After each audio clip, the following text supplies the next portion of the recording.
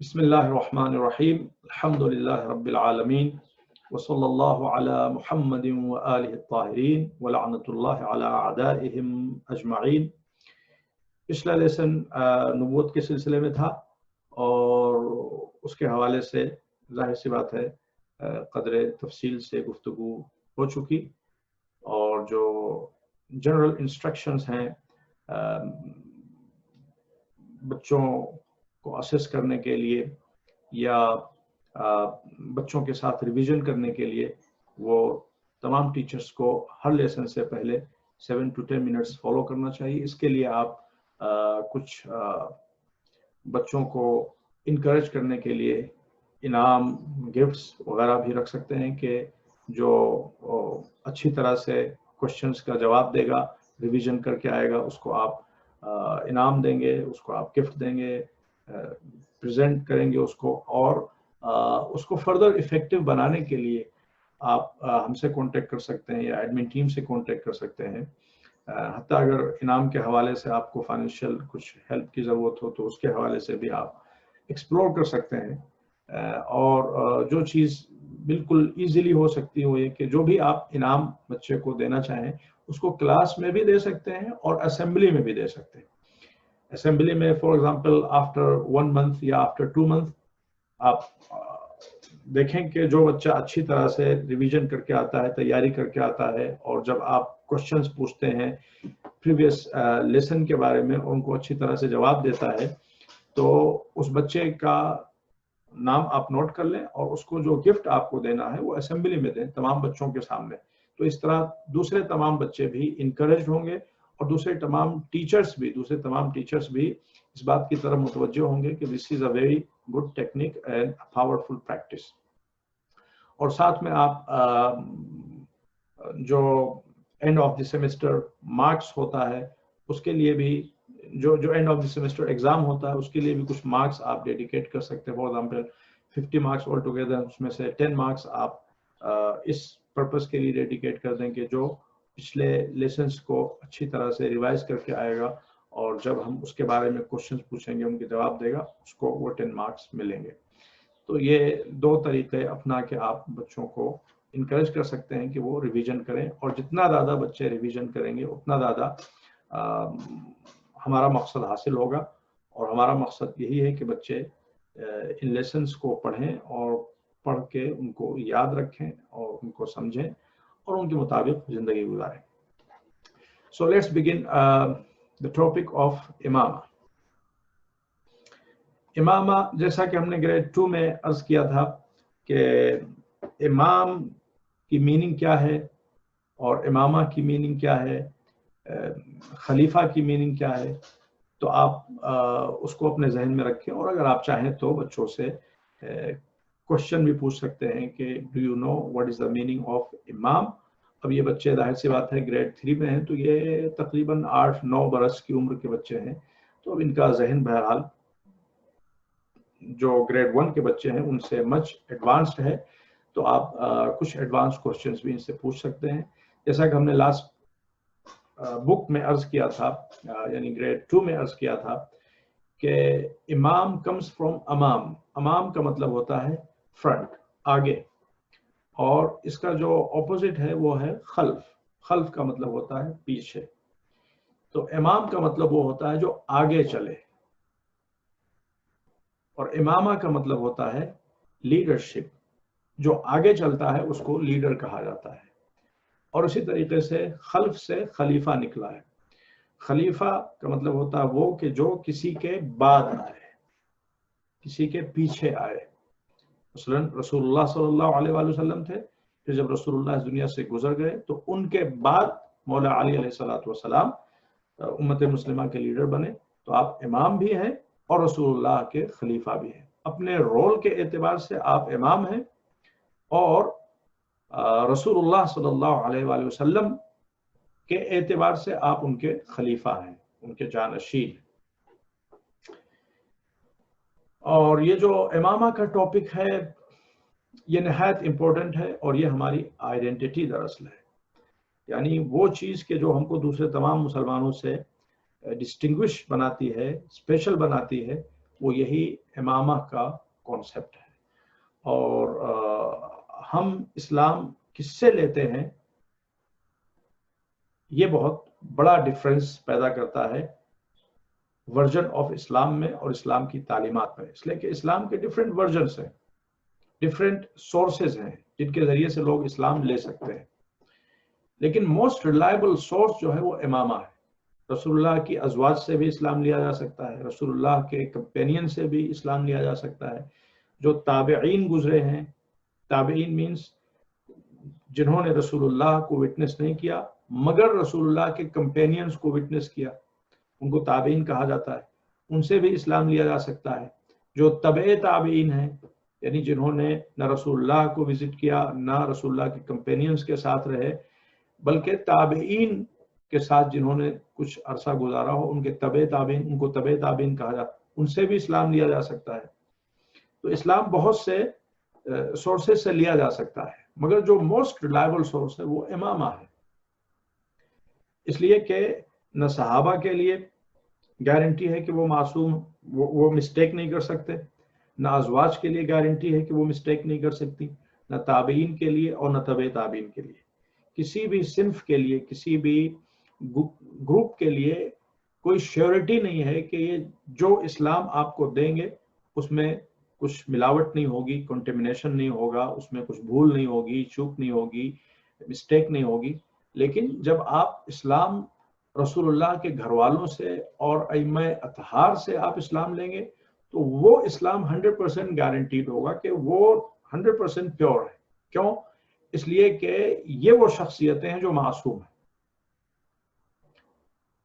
ازواج معصوم نہیں ہیں, صحابہ معصوم نہیں ہیں, تابعین تبع تابعین ان میں سے کوئی بھی معصوم نہیں ہے. لیکن جو ائمہ اہل بیت علیہم الصلوۃ والسلام ہیں بنص سے قرآن کے واضح حکم کے مطابق, آیت تطہیر کے مطابق یہ سب معصوم ہیں. تو چونکہ یہ معصوم ہے تو عقل مندی کا تقاضا یہ ہے کہ انہی سے اسلام لیا جائے, نہیں کہ کسی اور سے اسلام لیا جائے. ان سے اسلام لیا جائے اور انہی کو فالو کیا جائے, اور اس کا حقیقت میں نام ہے امامہ, leadership under the leadership of ائمۃ اہل البیت علیہم السلام. یہاں پہ دراصل ایک بہت خوبصورت کنورسیشن نقل کیا گیا ہے جو امام جعفر صادق علیہ السلام کے ایک جوان صحابی حضرت ہشام اور ایک بہت بزرگ اور بہت پرومیننٹ اسکالر عمرو بن عبید کے درمیان جو ڈیبیٹ ہوا تھا, اس ڈیبیٹ کو یہاں پہ نقل کیا گیا ہے اور وہ امامہ کی امپورٹنس کو بیان کرتا ہے. and this is a very good discussion and debate. So let's read that. Once in a masjid in Iraq, it was Masjid Basra. یہاں پہ نام نہیں لکھا ہے but it was Masjid Basra. Once in a masjid in Iraq, there was a man called Amr bin Ubayd who told people that he did not believe that we need imams. Amr bin Ubayd, he was one of the top scholars, greatest scholars of his time, اور وہ بصرے کے رہنے والے تھے. تو بصرے کی جامع مسجد میں یہ واقعہ پیش آیا. A young student of Imam Ja'far as-Sadiq alayhi salam, whose name was Hisham bin Hakam, asked Amr, if you are so sure that there is no need of an imam, can you please answer some of my questions? Amr agreed. Hisham, do you have eyes? Amr, yes, of course I have eyes. سب سے پہلے تو جس طرح سے اس میں لکھا ہے, اس میں انہوں نے سمرائزڈ ورژن لکھا ہے, لیکن جو ڈیٹیلڈ ورژن ہے وہ یہ ہے کہ امام کے یہ صحابی جناب ہشام ابن حکم کہتے ہیں کہ وہ بصرے گئے ہوئے تھے. تو جمعہ کا دن تھا, تو ظاہر ہے کہ نماز جمعہ کی غرض سے وہ مسجد بصرہ گئے. تو وہاں دیکھا کہ یہ عمرو بن عبید بیٹھے ہوئے ہیں اور ان کے ارد گرد ان کے شاگردوں کا مجمع ہے, یہ درس دے رہے ہیں, تقریر کر رہے ہیں, اور لوگ ان سے اپنے کوشچنس وغیرہ بھی پوچھ رہے ہیں. تو یہ بھی اس بھیڑ میں شامل ہو گئے, اور جب ان کی باری آئی کوشچنس پوچھنے کی تو انہوں نے کہا کہ میرے کچھ کوشچنس ہیں, کیا آپ ان کے جوابات دیں گے؟ تو انہوں نے کہا کہ ہاں کیوں نہیں. تو انہوں نے جب پوچھنا شروع کیے بالکل بیسک کوشچنس کہ کیا آپ کے پاس آنکھیں ہیں، کیا آپ کے پاس کان ہیں، کیا آپ کے پاس ناک ہے، تو انہوں بہت تعجب ہوا عمرو کو. انہوں نے کہا کہ اگرچہ یہ کوشچنس حماقت پر مبنی ہیں لیکن اگر تم اصرار کر رہے ہو تو ہم ان کے جواب دیں گے. Hisham, do you have eyes? Amr, yes, of course I have eyes. Hisham, what do you use your eyes for? Amr, they are to see with. Hisham, do you have ears? Amr, yes, I have ears. Hisham, what do you use your ears for? Amr, they are to hear with. Hisham, what about your nose, your mouth? Amr thought to himself, what foolish questions this boy is asking. Hisham, do you have a brain?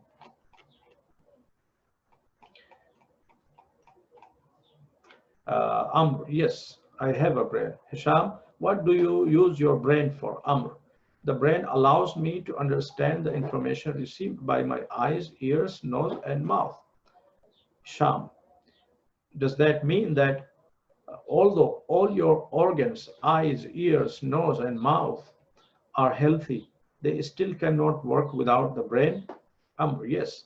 Hisham, so if Allah has made a brain to guide the organs in your body, don't you think that Allah would leave a guide, imam for all the people of the world?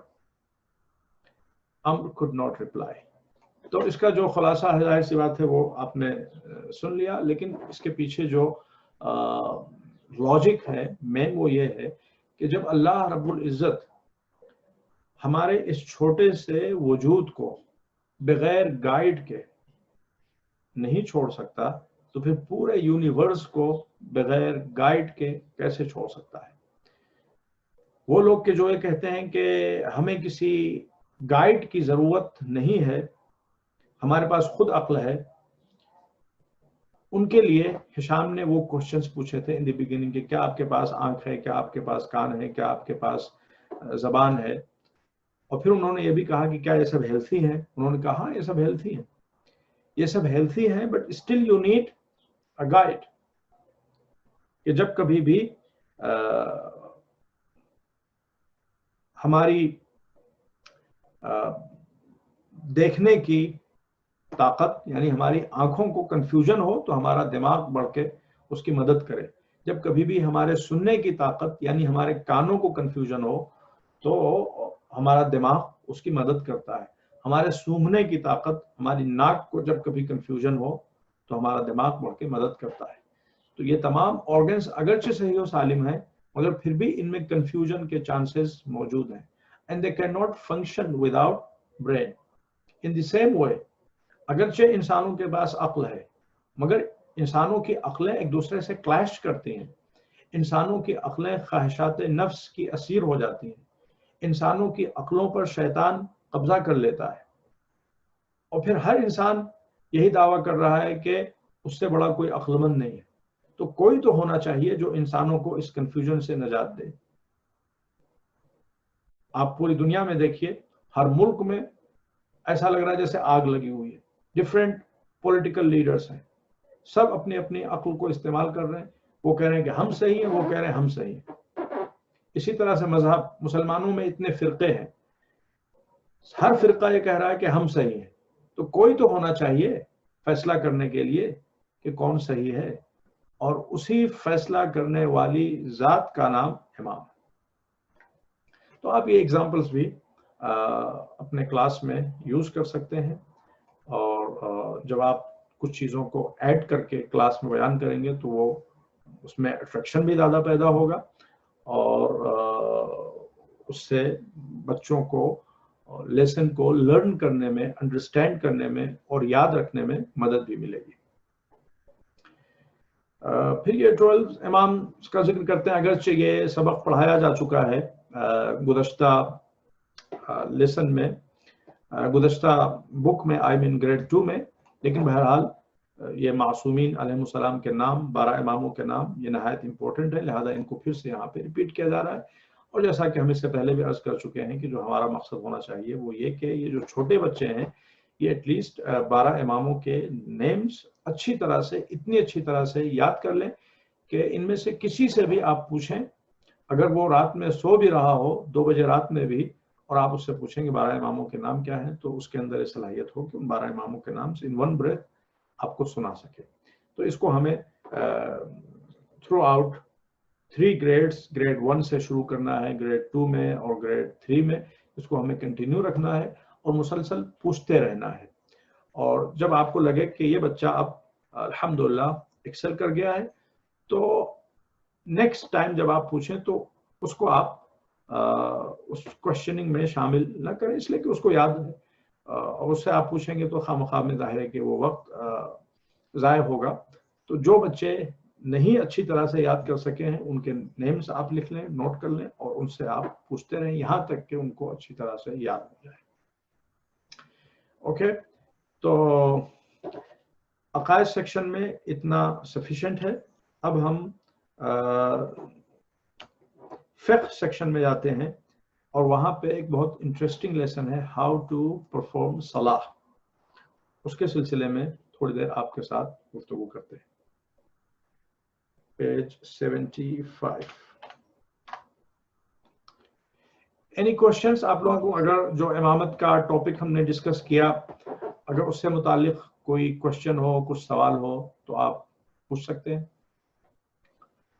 یا اگر کچھ edition ہو، کوئی اچھی example آپ کے ذہن میں ہو جس کو آپ دوسروں کے ساتھ شیئر کرنا چاہیں، اچھا پوائنٹ، تو وہ بھی آپ شیئر کر سکتے ہیں ہمارے ساتھ اس گروپ میں. Okay, so let's move forward. اور جو لاسٹ سیشن ہمارا تھا گریڈ 3 میں احکام سے متعلق، اس میں نماز کی ٹائمنگ اور نماز کے کپڑوں پر گفتگو ہوئی، اور جو کوشچنز تھے ٹیچر حضرات کے ان کے بھی جواب دیے گئے. تو آج جو ہمارا سیشن ہے وہ ہاؤ ٹو پرفارم صلاح، ہاؤ ٹو آفر صلاح، اس حوالے سے ہے. تو again just a gentle reminder کہ جب آپ یہ سیشن یا کوئی بھی سیشن نیا شروع کریں تو پچھلے سیشن کے لیے 7 to 10 منٹس آپ ضرور اسپینڈ کریں revision per. This is how I پرے صلاح. دیکھیں نماز میں کتنی چیزیں واجب ہیں، یا آپ سمپل انداز میں اس لیسن کو پڑھانے سے پہلے بھی آپ چاہیں تو بورڈ پہ لکھ سکتے ہیں بچوں کو ایک اوور ویو دینے کے لیے، جو اس کتاب میں نہیں ہے انفارچونیٹلی، آئی وش کہ ہوتا. دیکھیں نماز میں آل ٹوگیدر 11 چیزیں واجب ہیں، جو مین واجبات نماز ہیں وہ 11 ہیں، اور ان کو بھی ہمیں اس طرح سے بچوں کو یاد کرانا ہے کہ in one breath they can tell. مثلا ہم سے آپ پوچھیں واجبات نماز کتنے، ہم آپ کو ایک سانس میں سب بتا دیں گے.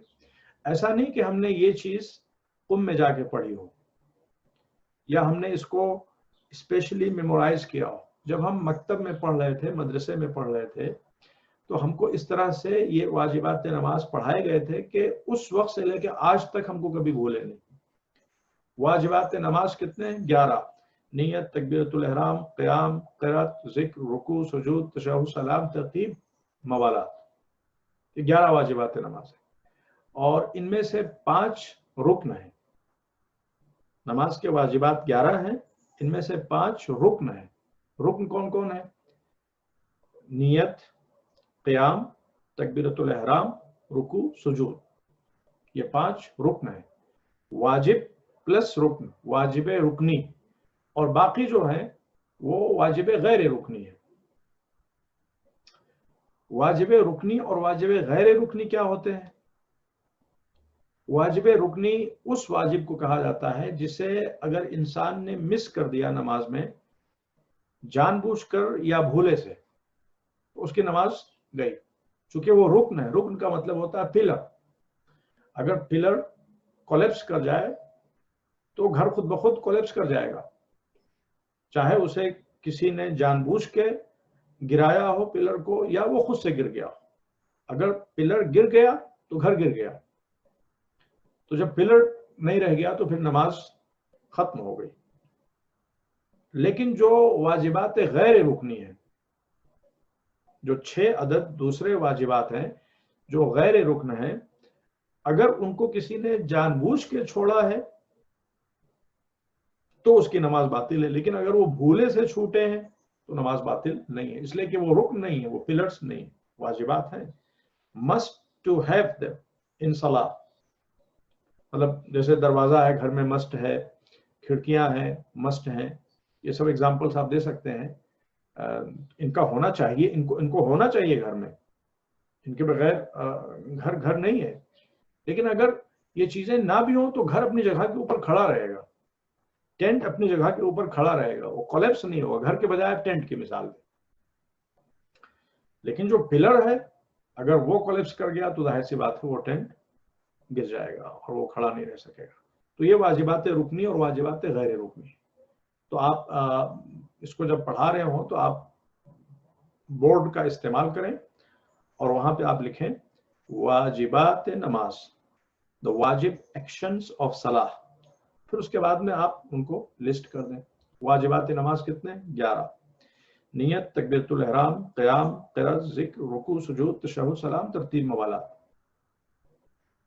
یہ واجبات نماز ہے. پھر ان کو بریفلی آپ بچوں کو ایکسپلین بھی کریں کہ نیت کیا ہے، تکبیرۃ الاحرام کیا ہے، قیام کیا ہے، قرأت کیا ہے، ذکر کیا ہے، رکوع کیا ہے.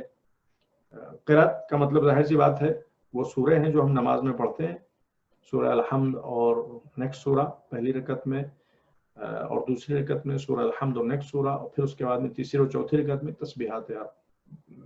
قرأت عام طور سے سوروں کو پڑھنے کو کہا جاتا ہے. پھر اس کے بعد میں ذکر میں تسبیحات اربع ہے، یا پھر جو کچھ ہم رکوع میں پڑھتے ہیں، جو کچھ ہم سجدے میں پڑھتے ہیں، یہ سب ذکر ہے. تو نیت، تکبیرۃ الاحرام، قیام. یہ جو قیام ہے اس کی ڈیفرنٹ شکلیں ہیں. ایک قیام تو وہ ہے کہ جو جب آپ تکبیرۃ الاحرام کہہ رہے ہوں اس وقت آپ کو حالت قیام میں ہونا چاہیے، یہ رکنی قیام ہے. اور اسی طریقے سے جب آپ رکوع میں جا رہے ہوں تو آپ قیام کی حالت سے رکوع میں جا رہے ہیں، یہ دونوں قیام رکنی قیام ہے. اور باقی قرأت کے وقت جو قیام ہے وہ واجب ہے مگر غیر رکن ہے. تو نیت، تکبیرۃ الاحرام، قیام، قرأت، حمد و سورہ کی تلاوت، اور ذکر کا مطلب وہ ہم واضح کر چکے، رکوع و سجود میں جو کچھ پڑھتے ہیں. اسی طرح تسبیحات اربع، رکوع، سجود. ایک سجدہ واجب ہے، دونوں سجدے رکن ہے، اسی لیے ہم سجود کا لفظ استعمال کر رہے ہیں. ایک سجدہ واجب ہے، واجب غیر رکنی ہے، لیکن دونوں سجدے ملا کے واجب رکنی. یعنی اگر کوئی ایک سجدہ بھول جائے تو اس کی نماز باطل نہیں ہوگی، لیکن اگر کوئی دونوں سجدے بھول جائے تو اس کی نماز باطل ہو جائے گی. اور پھر اس کے بعد میں تشہد، سلام، ترتیب، موالات. واٹ از ترتیب اینڈ واٹ از موالات؟ ترتیب کا مطلب ہوتا ہے چیزوں کو ان آرڈر انجام دینا.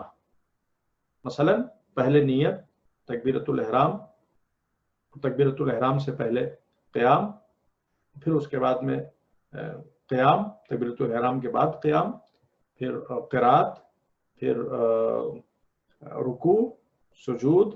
تو یہ تمام چیزیں ہمیں ان آرڈر بجا لانا ہے، ہم اس کے آرڈر کے ساتھ پلے نہیں کر سکتے. ایسا نہیں ہے کہ سجدے پہلے کر لے رکوع بعد میں کریں، نو. یا اللہ اکبر پہلے کر لے نیت بعد میں کریں، no. Everything should be done in order. اسے کہا جاتا ہے ترتیب. اور جو 11ویں چیز ہے جس کو موالات کہا جاتا ہے، موالات کا مطلب ہوتا ہے چیزوں کو کنٹینیوٹی کے ساتھ انجام دینا. ایک تو یہ کہ ان آرڈر انجام دینا، اور پھر اس کے بعد میں ون آفٹر انادر انجام دینا کنٹینیوٹی کے ساتھ. مینس ڈیلے نہیں کرنا ہے. یعنی جب انسان نے نیت کر لی تو نیت کرنے کے فوراً بعد اس کو اللہ اکبر کہنا. ایسا نہیں کہ نیت کرنے کے بعد میں اب وہ کھڑا ہوا ہے 2 منٹ تک، 5 منٹ تک، نو. نیت کے بعد میں اللہ اکبر. رکوع کر لیا، اب رکوع کرنے کے بعد میں وہ 5 منٹ تک وہ کھڑا ہوا ہے، سجدے نہیں کر رہا ہے. تو اگرچہ وہ چیزوں کو ان آرڈر کر رہا ہے مگر ون آفٹر another نہیں ہے, consecutive انداز میں نہیں کر رہا ہے, کنٹینیوٹی کے ساتھ نہیں کر رہا ہے, تو اس کو کہا جاتا ہے موالات. تو یہ واجبات نماز ہے, اور ان میں سے 5 ظاہر سی بات ہے وہ رکن ہے: نیت, تکبیرۃ الاحرام, قیام, وہ قیام جو تکبیرۃ الاحرام کے وقت, اور وہ قیام کے جو رکوع میں جانے سے پہلے ہوتا ہے, اور اس کے بعد میں رکوع اور سجود. یہ 5 ارکان ہے نماز. Any questions? جی مولانا صاحب میرا ایک کوشچن ہے. جی. کوشچن یہ ہے کہ ابھی آپ نے کہا کہ موالات یا یہ جو سب ہے یہ سب کنٹینیوسلی کرنا ہے, لیکن جیسے نیت کے بعد بعض کا انسان نہیں, نیت کے بعد کی بات کری, پڑھ رہا ہو تو کچھ لمحے وہ بھول ہی جاتا ہے کہ جیسے بچوں نے شور کیا, کبھی ہم لوگوں کے ساتھ تو یہ بہت مسئلہ ہوتا ہے, تو وہ بھول ہی جاتا ہے کہ ابھی اس نے کیا کرنا تھا. تو ایک لمحے کو, جیسے آپ نے پہلے بھی بتایا تھا کہ ایک لمحے کو جیسے سوچ لے اور پھر آگے جائے. جی, تو یہ صحیح ہے پھر؟ اس میں کوئی مسئلہ نہیں ہے. ہم نے عرض کیا نا کہ اگر وہ اتنا ڈیلے کر رہا ہے کہ یہ کہا جائے کہ نماز کی شکل بگڑ گئی ہے, یعنی وہ 2 منٹ 4 منٹ تک ڈیلے کر رہا ہے, رکوع کر لیا, رکوع کے بعد میں اب اس کو سجدے میں جانا ہے, تو سجدے میں جا ہی نہیں رہا, کھڑا ہوا ہے 2 منٹ تک 3 منٹ تک, تو پھر وہ موالات یعنی پے در پے, اس کو اردو میں کہتے ہیں پے در پے انجام دینا کسی عمل کو, اور انگلش میں کہتے ہیں کانسیکیٹو وے میں اس کو انجام دینا. وہ چیز ٹوٹ گئی, اور چونکہ وہ چیز ٹوٹ گئی لہذا نماز باطل ہو گئی, چونکہ یہ واجبات نماز میں سے ہے. اگر اس نے جان بوجھ کے ایسا کیا ہے تو یہ واجبات نماز میں سے, اور اس کی نماز ٹوٹ جائے گی. لیکن تھوڑی دیر کے لیے ایک پاز کی حد تک نو, دیٹ ول ناٹ امپیکٹ موالات. جی شکریہ, جزاک اللہ. تو اب ہم اس کو پڑھتے ہیں. اس میں البتہ انہوں نے ذرا سا ڈیفرنٹ انداز میں لکھا ہے, اس میں اس آرڈر میں لکھا ہے جس آرڈر میں ہم نماز پڑھتے ہیں, اور اس میں انہوں نے ان تمام واجبات کو کور نہیں کیا ہے جو ہم نے بیان کیے, اور جو آپ آغا سیستانی کی ویب سائٹ پہ بھی دیکھ سکتی ہیں. یہ بھی ہم آپ کو دکھا دیں کہ and this is really important, کہ جب آپ کو کوئی چیپٹر پڑھانا ہے فقہ کا, تو سب سے پہلے تو آپ یہ کریں کہ جو کتاب آپ کو پڑھانا ہے, جس چیپٹر کو پڑھانا ہے, وہاں جا کے کلاس روم میں آپ نہ کھولیں. This is the biggest mistake that you can make in your teaching career, کہ آپ کو پتہ ہی نہ ہو کہ آپ کو کیا پڑھانا ہے. آپ وہاں جا کے بیٹھیں, اور وہاں جا کے بیٹھ کے بچوں سے پوچھیں کہ آج ہم کو کیا پڑھانا ہے. بعض ٹیچرز اس طرح سے کرتے ہیں, and that is absolutely wrong. اور یہ اس بات کا انڈیکیشن ہے کہ اس انسان نے ورک آؤٹ نہیں کیا ہے, اور یہ پڑھا نہیں رہا ہے سلیقے سے. اس نے ایک کمٹمنٹ کر تو لیا ہے, مگر اس کا حق نہیں ادا کر رہا ہے انسان. That shouldn't be the practice by any teachers.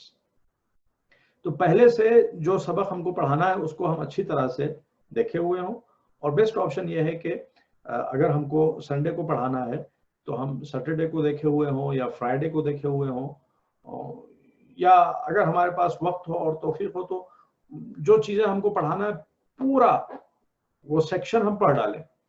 زیادہ سے زیادہ 40-50 پیجز ہوتے ہیں, تو 40-50 پیجز ہم ان دی بگننگ ہی ہم پڑھ ڈالیں, اور پڑھ کے جہاں جہاں چیزیں ہم کو سمجھ میں نہ آئے وہاں ہم نوٹس بنا لیں.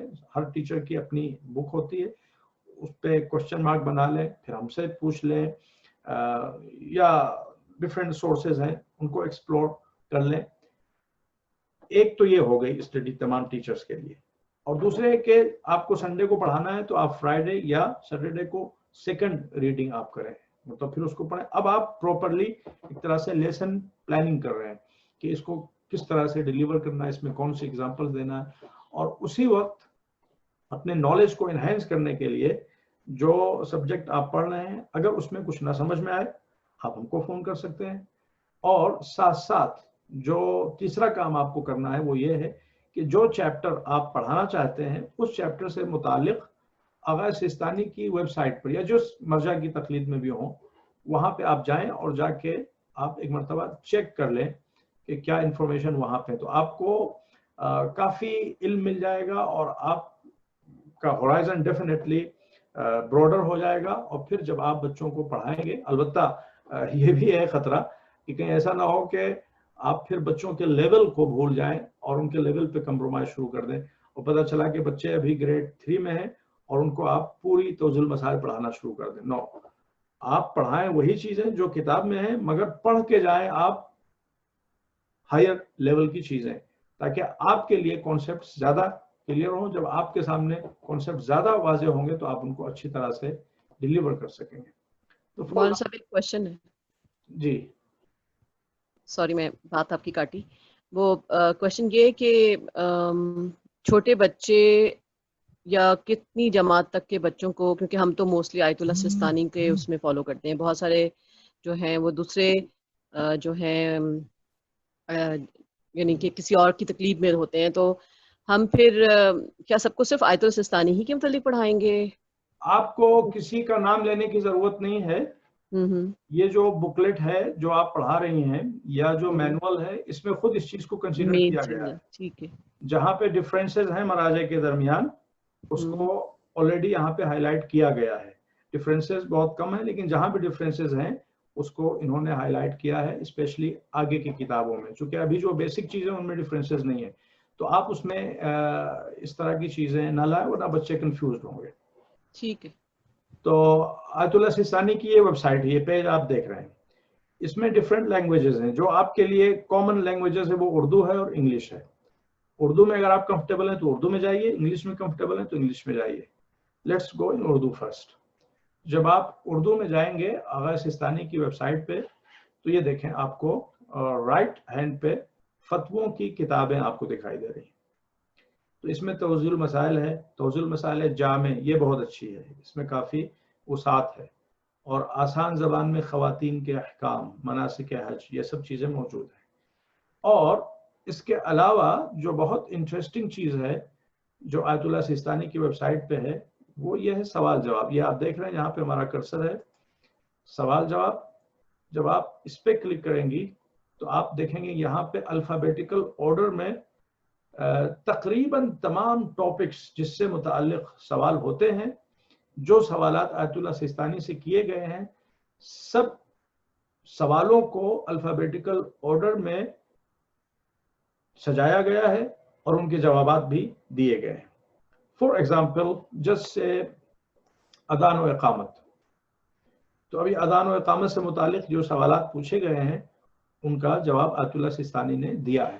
And it is really interesting and extremely beneficial. یا آپ بے میں آ جائیں تو فار ایگزامپل آپ کو دکھائی دے گا برتھ کنٹرول, بلوغ, بیت المال, بیمہ, بیوی کے حقوق, بینک, بیوٹی پارلر, بیئر, جی, یا پے میں پردہ, پڑوسی کے حقوق, plastic surgery. So this is interesting item on his website. اور پھر ظاہر ہے کہ ان کی ویب سائٹ پہ آپ ان کی سوانح حیات سے بھی واقفیت حاصل کر سکتی ہیں, کر سکتے ہیں. اور اگر آپ کو کوئی کوشچن ہو جو یہاں پہ درج نہیں ہے تو ایون آپ کوشچن پوچھ بھی سکتے ہیں. البتہ ظاہر سی بات ہے اس میں پھر جواب آنے میں کبھی کبھی ہفتہ بھی لگ جاتا ہے. اور اسی طریقے سے اگر آپ انگلش میں کمفرٹیبل ہیں تو یہ انگلش کا آپشن بھی موجود ہے. آپ انگلش پہ کلک کریں گے تو آپ تقریباً وہی چیزیں آپ کو انگلش میں مل جائیں گی. Islamic laws, code of practice for Muslims in the West, jurisprudence made easy, حج ریچولز, تو یہ تمام چیزیں سب یہاں پہ. اور یہاں پہ بھی ایک Q&A کا سیکشن موجود ہے. Okay, so let's continue. آج ہم دوسرا سیشن نہیں کریں گے, بس یہی سیشن 10 سے 15 منٹ میں انشاءاللہ کمپلیٹ کر کے آج کی گفتگو کو مکمل کر لیں گے. How to offer salah. This is how I pray salah. Niya. Niya means intention to do something. Niya is important before every action, especially a wajib action. We must know that, we must know what we are doing, why we are doing it, and for whom and what purpose we are doing it. Islam wants us to be aware of what we do.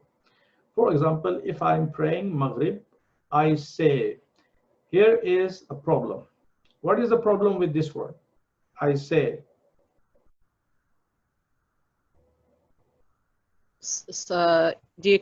یہ سے نہیں کرنا آپ کو، بس just think کرنا ہے اور آپ کی نیت ہو تو جائے گی. ہمیں جو ہے سے نہیں کرنا ہے. سے کا مطلب ہے کہ کہو I am praying 3 rak'ah for Maghrib Salah قربتاً اللہ.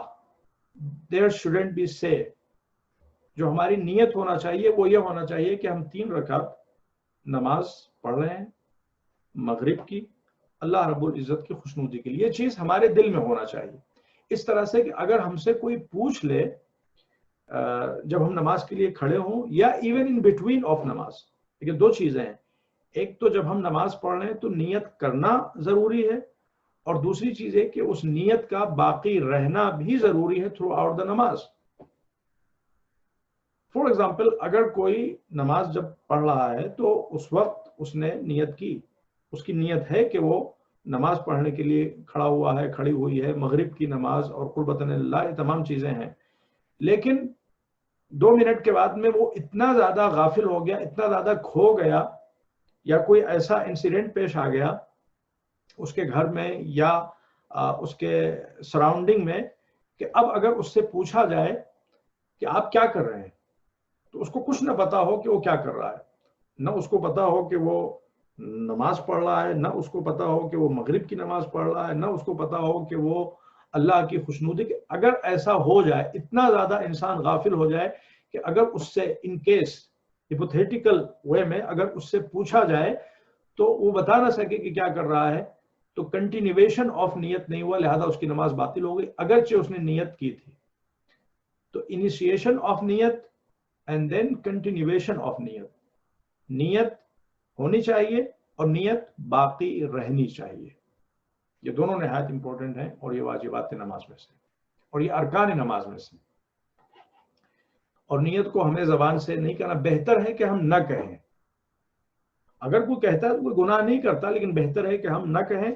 بس ہمیں علم ہونا چاہیے، ہمارے دل میں یہ ہونا چاہیے کہ ہم کیا کر رہے ہیں، کیوں کر رہے ہیں اور کس کے لیے کر رہے ہیں. اوکے. تکبیرۃ الاحرام. اور آپ بچوں کو قربتاً اللہ اس کی میننگ آپ ضرور سمجھائیں اور اس کی میننگ ان کو یاد کرائیں. قربتاً اللہ means to seek nearness to Allah, to get closer to Allah. اور پھر دوسرا ایکشن جو ہے وہ تکبیرۃ الاحرام ہے. جیسا کہ ہم نے اس سے پہلے عرض کیا کہ اس سے پہلے جو ایک واجب ہے وہ کیا ہے؟ نیت کے بعد میں تکبیرۃ الاحرام سے پہلے بھی ایک واجب ہے. وہ واجب کون سا ہے؟ قیام. قیام. یس. تکبیرۃ الاحرام آپ بیٹھ کے نہیں کر سکتے، نہیں کر سکتے، آپ حالت قیام میں ہو، انلیس ہے کہ انسان مجبور ہو اور وہ کھڑا ہو ہی نہ سکتا ہو. اب جو لوگ بیٹھ کے نماز پڑھتے ہیں، یہ کبھی کبھی یہ لوگ مسٹیک کرتے ہیں اور بہت ان کی نماز باطل ہو جاتی ہے. یہ رکوع نہیں کر سکتے یا یہ سجدہ نہیں کر سکتے تو یہ سوچتے ہیں کہ پوری نماز یہ بیٹھ کے پڑھیں. نو، دیٹس ناٹ کریکٹ. جس وقت آپ نیت کر رہے ہیں، جس وقت آپ اللہ اکبر کر رہے ہیں، اس وقت اگر آپ کھڑے ہو سکتے ہیں تھوڑی دیر کے لیے صحیح، اگر آپ کھڑے ہو سکتے ہیں تو نیت اور تکبیرۃ الاحرام آپ کو کھڑے ہو کے کرنا ہے. اگر اس کے بعد آپ نہیں کھڑے رہ سکتے تو آپ جب سورہ پڑھ رہے ہوں تو آپ بیٹھ جائیے کرسی کے اوپر، زمین کے اوپر، جہاں کہیں بھی. لیکن اگر کھڑے ہو سکتے ہیں اللہ اکبر کہتے وقت تو کھڑا ہونا مسٹ ہے، اور اگر کھڑے نہیں ہوئے اور بیٹھ کے اللہ اکبر کہا تو نماز باطل. تکبیرۃ الاحرام. اب آپ بچوں کو یہ بھی بتا سکتے ہیں کہ اس کو تکبیرۃ الاحرام کیوں کہتے ہیں. احرام means making haram, because this takbir makes the things which were halal before haram. آپ کسی سے بات چیت کر سکتے تھے، حلال تھا. آپ لیفٹ اور رائٹ دیکھ سکتے تھے، حلال تھا. آپ کھا سکتے تھے، پی سکتے تھے، حلال تھا. But once you said Allah Akbar, all these things become haram. And now you are solely and dedicatedly focusing on Allah and on your salah. Allahu Akbar, Allah is the greatest. اور پھر اس کے بعد میں اب انہوں نے ظاہر ہے کہ 3rd نمبر پہ لکھا ہے قیام، لیکن یہ ہونا چاہیے حقیقت میں 2nd نمبر پہ قیام. Now I stand still for qiyam and looking at the ground. Turba Mohar. I recite Surah Al-Hamd, Fatiha, and one other surah from Quran, qiyam means standing. اور پھر اس کے بعد میں چوتھے نمبر پہ جو ہے وہ قرات ہونی چاہیے، جس کو اسی میں انہوں نے کور کر لیا ہے، اس کو سیپریٹلی نہیں لکھا ہے، اگرچہ لکھتے تو زیادہ اچھا ہوتا. اور پھر اس کے بعد میں جو پڑھنا ہے وہ سورہ الحمد ہے، اور یہاں پہ سورہ الحمد لکھی ہوئی ہے ٹرانسلیشن کے ساتھ. اور سورہ الحمد کے بعد میں کوئی بھی سورہ پڑھ سکتے ہیں. قیام continued. Now I recite any other surah from the Quran, for example سورہ اخلاص. سورہ اخلاص بھی پڑھ سکتے ہیں، بٹ اٹس مستحب ٹو ریسائٹ سورہ انا انزلنا. تو یہ بات بھی آپ بچوں کو بتائیں. پہلی رکعت میں سورہ انا انزلنا مستحب ہے، اور دوسری رکعت میں سورہ قل اللہ احد. اور پھر اس کے بعد باری آتی ہے رکوع کی. آئی گو ٹو رکوع and looking between my feet I recite. اور ہم اس کو پہلے بیان کر چکے ہیں گریڈ 2 میں کہ جب ہم رکوع میں ہوں تو ہماری پوزیشن کیا ہونی چاہیے، ہماری پیٹھ کتنی فلیٹ ہونا چاہیے. البتہ یہ لڑکوں کے لیے ہے، لڑکیوں کے لیے یہ ہے کہ ان کی پیٹھ اوپر بھی اٹھی رہ سکتی ہے، اس میں کوئی مسئلہ نہیں ہے. سبحان ربی العظیم وبحمدہ، my Lord is pure, the great, and praise be to him. اور آپ بچوں کو صلوات بھی بتائیں، اس لیے کہ رکوع میں اور سجدے میں سبحان ربی العظیم وبحمدہ کے بعد صلوات بھی مستحب ہے، اور اس کو 3 مرتبہ ریپیٹ کرنا بھی مستحب ہے.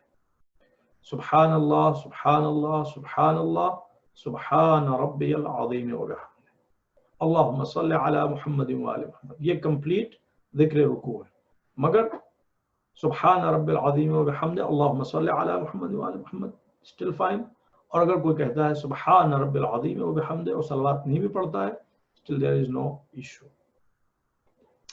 اور رکوع کے بعد میں پھر ظاہر ہے کہ کھڑے ہونا ہے. رکوع سے ڈائریکٹ سجدے میں نہیں جا سکتے، کھڑے ہوں سیدھے، پھر اس کے بعد میں سجدے میں جائیں گے. آئی گیٹ اپ فرام رکوع فار قیام and recite سمع اللہ لمن حمدہ. This is not واجب، this is مستحب. لیکن ظاہر ہے گریڈ 3 کے بچوں کو سمجھانے کے لیے اس طرح سے انہوں نے لکھا ہے.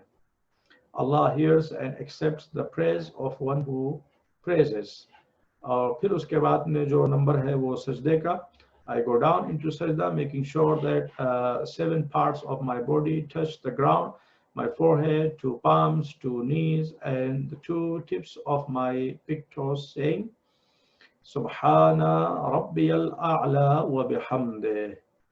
تو اب اس میں لڑکے اور لڑکیوں کے سجدے میں تھوڑا سا ڈیفرنس ہے. لڑکے میں کیا ہے کہ بازو جو ہے وہ اٹھے ہونے چاہیے ہیں، اور لڑکی میں کیا ہے کہ بازو جو ہے وہ زمین کے اوپر ہونے چاہیے. تو یہ باریکیاں بھی آپ بچوں کو بتا سکتے ہیں بریفلی. پھر اس کے بعد جلوس، دونوں سجدوں کے درمیان بیٹھتے ہیں. I get up from sajda and looking at my lap, I say, Astaghfirullah Rabbi wa atubu ilayh. I seek forgiveness from Allah, my Lord, and I turn to Him in repentance. Then we'll go in second sajda. اور پھر اس کے بعد میں وہی ذکر پڑھیں گے. پھر سیکنڈ سجدہ کے بعد میں بیٹھیں گے، اور اب ہم کہیں گے اللہ اکبر جب بیٹھ جائیں گے تب. اور جس وقت سجدے سے اٹھ رہے ہوں اس وقت نہیں اللہ اکبر کہنا ہے، جب بیٹھ جائیں تب اللہ اکبر کہنا ہے. اور پھر اس کے بعد میں جب ہم سجدے سے اٹھ رہے ہوں، یہ بھی آپ کے ذہن میں ہونا چاہیے کہ نماز میں کوئی بھی ذکر حرکت کی حالت میں پڑھنا صحیح نہیں ہے. صرف ایک ذکر ہے جسے حرکت کی حالت میں پڑھا جا سکتا ہے، اور وہ ہے بحول اللہ وقوتہ اقوم واقوم. باقی تمام اذکار کو ہمیں پڑھنا ہے جب ہماری باڈی اسٹل ہو، ہم بالکل اسٹیٹک ہوں، موو نہ کر رہے ہوں. بعض علماء کہتے ہیں کہ یہ واجب ہے. ایون مستحب اذکار کو بھی آپ موونگ پوزیشن میں نہیں پڑھ سکتے. فار ایگزامپل امام خمینی کا نظریہ تھا کہ اگر کوئی مستحب اذکار کو بھی موونگ پوزیشن میں پڑھتا ہے تو اس کی نماز باطل ہے. بٹ آیت اللہ سیستانی کے مطابق بہتر یہ ہے کہ تمام اذکار کو آدمی اسٹل حالت میں پڑھے. اگر واجب اذکار کو انسان متحرک حالت میں پڑھتا ہے تو اس کی نماز باطل ہے، لیکن اگر مستحب اذکار کو متحرک حالت میں پڑھتا ہے تو وہ مکروہ کام کرتا ہے، اس کی نماز باطل نہیں. Now I stand up for the qiyam of the second rakah. As I am standing, I say, Bihawlillahi wa quwwatihi aqumu wa aq'ud. I stand and sit with the help and strength of Allah. Qiyam of the second rakah, I stand up for qiyam and recite Surah Al-Hamd and Surah Ikhlas or any other surah. However, it is recommended to recite Surah Al-Ikhlas. Then we'll do qunut. I raise my hands for qunut and recite a dua. Below is an example. कोई भी दुआ पढ़ी जा सकती है, लेकिन मुस्तहब दुआ ला इलाहा इल्लल्लाहुल हलीमुल करीम, ला इलाहा इल्लल्लाहुल अलीयुल अज़ीम, सुब्हानल्लाह रब्बिस समावाति सब्अ व रब्बिल अर्ज़ीन सब्अ व मा फ़ीहिन्ना व मा बैनहुन्ना व रब्बिल अर्शिल अज़ीम वल्हम्दुलिल्लाहि रब्बिल आलमीन है। लेकिन बहरहाल कोई भी दुआ पढ़ी जा सकती है, और मोस्ट कॉमनली जो दुआ पढ़ते हैं हम लोग वो वही रब्बना आतिना फिद दुनिया हसना व फिल आखिरति हसना व क़िना अज़ाबन नार।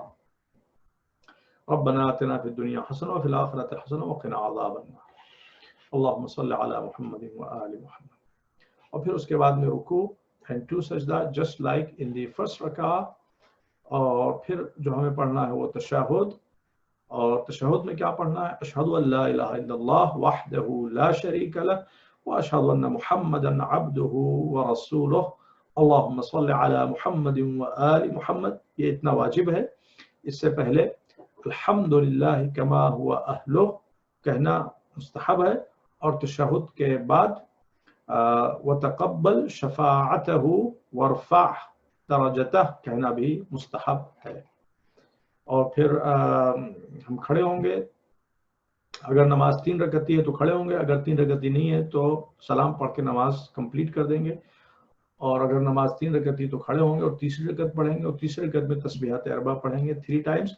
अब ये हम आपको एक सेशन में सब पढ़ा रहे हैं, मगर आप एक सेशन में नहीं पढ़ाएंगे, इसको आपको 3 सेशंस में मिनिमम पढ़ाना होगा, तब जाके बच्चे समझ पाएंगे और आप उनकी करेक्शन कर पाएंगे। और जब आप उनको लेसन पढ़ाएं तो सिर्फ पढ़ाएं नहीं, सिर्फ थियरी नहीं, बल्कि प्रैक्टिकल भी आप उनको कराएं। और क्लास में 2 बच्चों को 3 बच्चों को हर सेशन में आप नमाज पढ़वाएं, प्रॉपर नमाज पढ़वाएं और उनकी नमाज चेक करें। अगरचे हम लोगों ने अल्हम्दुलिल्लाह वुज़ू को चेक करने का एक सिस्टम शुरू किया था, और इंशाल्लाह इस साल वुज़ू के साथ साथ नमाज भी बच्चों की चेक करेंगे। मगर जो अक़ायद और अहकाम का सब्जेक्ट पढ़ा रही हो या पढ़ा रहे हो टीचर, उन्हें भी चाहिए कि वो इन चीज़ों को प्रैक्टिकली बच्चों को समझाएं ताकि उनकी नमाज सही हो सके।